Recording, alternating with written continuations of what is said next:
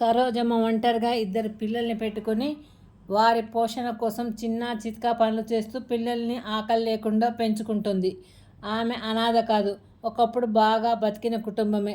ఆ మాయదారి కరోనా పుణ్యమా అని భర్త, కొడుకు, కోడలు కరోనా బారిన పడి మరణించారు. కొడుకు, కోడలు, పిల్లలు పట్టణంలో ఉంటూ ఉండేవారు. సరోజమ్మ వాళ్ళు పల్లెల్లో ఉండేవారు. కరోనా టైంలో అందరూ పల్లెకు వచ్చారు కదా. అలా కొడుకు, కోడలు, పిల్లలు వచ్చేశారు. వస్తూనే కొడుకు మంచాన పడ్డాడు. తనకు సేవ చేస్తూ కోడలు అనారోగ్య పాలైంది. వాళ్ళిద్దరికీ చేసుకుంటూ సరోజమ్మ ఆమె భర్త ఉన్నారు. పిల్లల్ని వాళ్ళ దగ్గరికి పంపకుండా వేరే రూమ్లో ఉంచారు. వాళ్లకు సోకిందేమో సరోజమ్మకు తెలియదు. సరోజమ్మ ఆమె మనవళ్ళు చిన్న ఇబ్బందులతోనే బయటపడ్డారు. కొడుకు, కోడలు, ఆమె భర్త ఒకరి తర్వాత ఒకరు వెళ్ళిపోయారు. ఇక పిల్లల్ని చూసుకునే పని తన మీద పడింది. ఏమీ తెలియదు. ఎలా చేస్తే పిల్లలకి ఇంత ఆహారం పెట్టాలి అనే ఆలోచన మాత్రమే.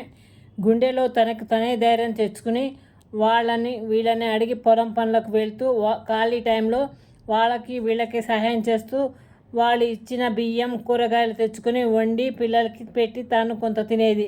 ఆమె దగ్గర 2 మేకలు ఉన్నాయి.